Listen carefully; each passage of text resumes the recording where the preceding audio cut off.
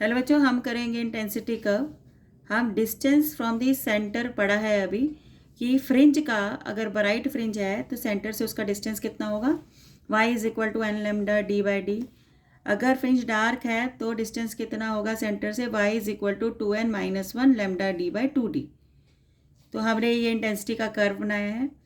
जो bright fringe है हर जगह पे क्या रह रही है, सेम है। सब की इंटेंसिटी, हर ब्राइट फ्रिंज की इंटेंसिटी क्या है, सेम रहती है। तो पहली डार्क फ्रिंज बनी ये दूसरी डार्क फ्रिंज बनी, ये पहली डार्क फ्रिंज, ये दूसरी dark fringe. First dark fringe का सेंटर से डिस्टेंस कितना होगा, पहले n is equal to 1 put करिए।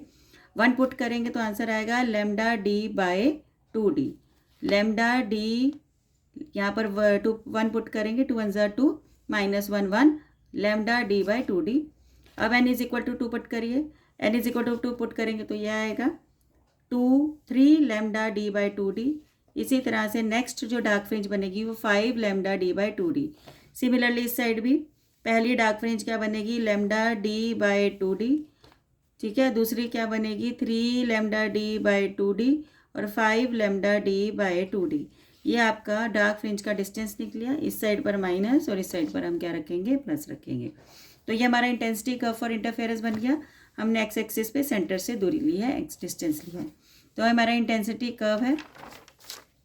अब आता है हमारा कि conservation of energy in interference. जब फ्रिंजेस बनती हैं तो आपको आई मैक्सिमम की वैल्यू पता है। मैक्सिमम कब होगा, a1 प्लस a2 का होल स्क्वायर, और इंटेंसिटी मिनिमम कब होगी, a1 माइनस a2 का होल स्क्वायर। तो ये आई मैक्स की वैल्यू है और ये आई मिनिमम की। तो आपको एवरेज निकालेंगे। इसको खोलिए, a1 square plus a2 square plus 2a1 a2 cos 5।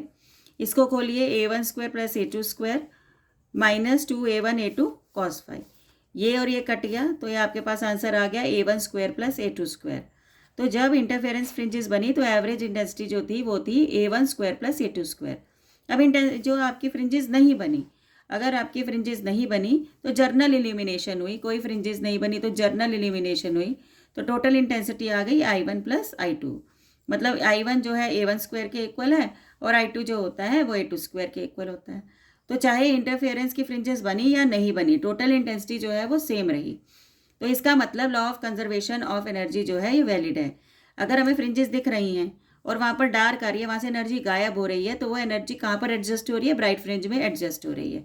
तो ऐसा नहीं है कि डार्क फ्रिंज की गायब हुई तो वो उड़ गई कहीं पर, नहीं, वो एडजस्ट कहाँ पर हो गई, ब्राइट में। तो एवरेज जब हमने निकाली इंटरफेरेंस फ्रिंजेस बनने के बाद या बनने से पहले, मतलब जर्नल इल्यूमिनेशन पे भी इंटेंसिटी जो है वो सेम रही। एनर्जी ना तो कहीं पर गायब हुई ना कहीं से आई। तो there is no violation of conservation of energy.